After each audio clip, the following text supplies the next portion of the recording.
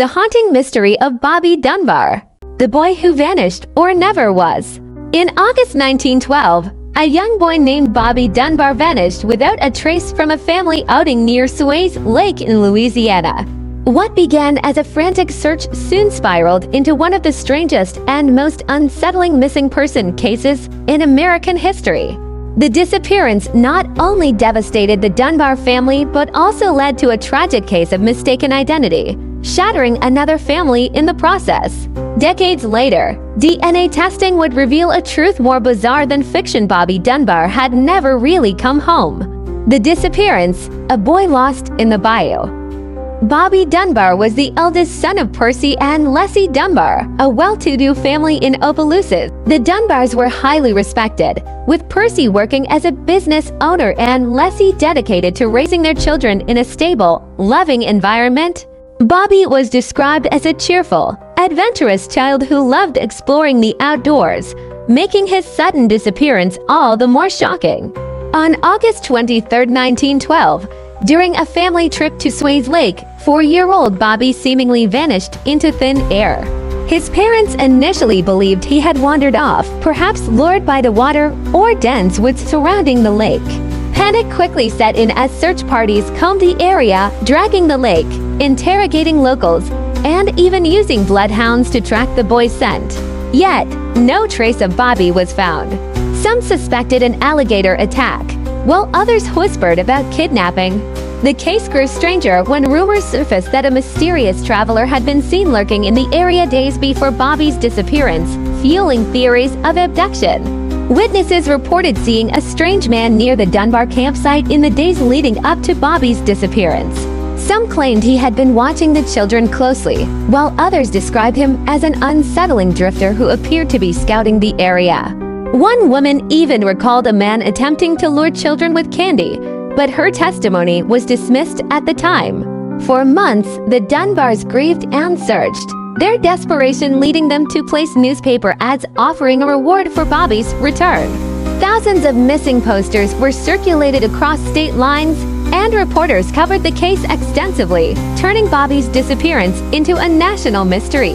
Then, nearly 8 months later, authorities came across a lead that rekindled hope. A boy resembling Bobby had been found in Mississippi in the custody of a drifter named William Walters.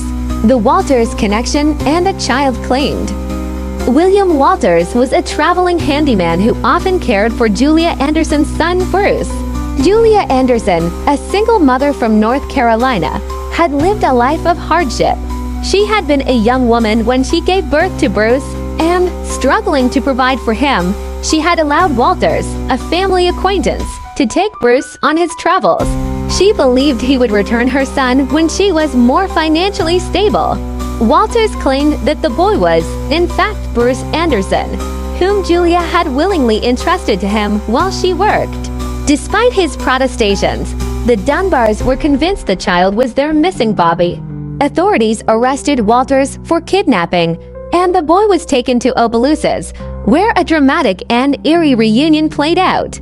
Leslie Dunbar, upon first seeing the child, hesitated. Some accounts suggest she was unsure if this boy was truly Bobby.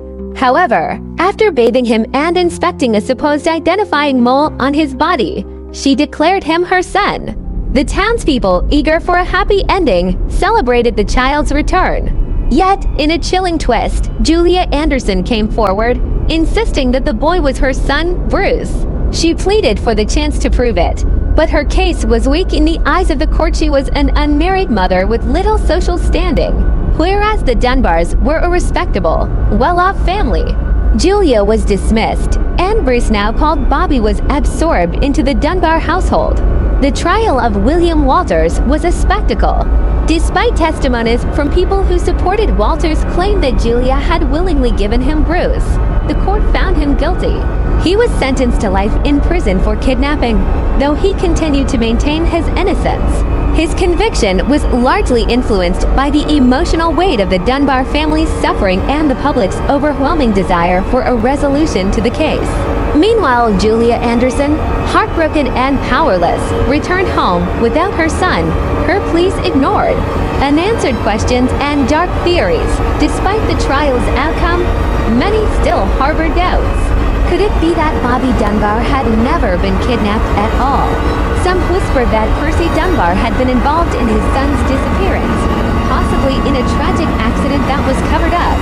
Others speculated that the Dunbars, desperate for closure, had willingly taken another woman's child to ease their grief. A more sinister theory emerged over time, one suggesting that Bobby had been kidnapped, but not by Walters.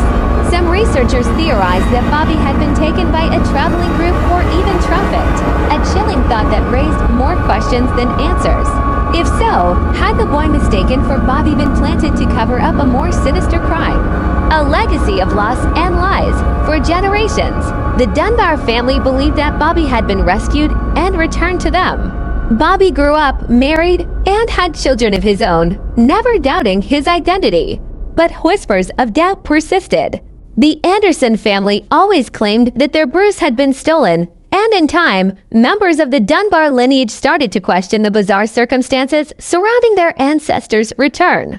In the early 2000s, one of Bobby's granddaughters, Margaret Dunbar Cutright, began digging into the case, unraveling inconsistencies that had long been buried. She pored over old court documents, newspaper articles, and family records, finding troubling discrepancies in the accounts of the past. Eventually, the DNA test was conducted between Bobby Dunbar's descendants and those of his supposed biological brother. The results were shocking. There was no genetic connection. Bobby Dunbar had not been a Dunbar at all. He had been Bruce Anderson all along. The ripple effect, the pain that never faded. The DNA revelation sent shockwaves through both families. For the Dunbars, it meant that their ancestor had been an imposter, even if unknowingly so. The once proud lineage of Bobby Dunbar now bore a painful secret. He was never theirs to begin with. Family members struggled with the knowledge that their legacy was built on deception, a wound that left some questioning their very identity. For the Andersons, it confirmed their greatest heartbreak. Bruce had been taken from them and raised by another family under a false name.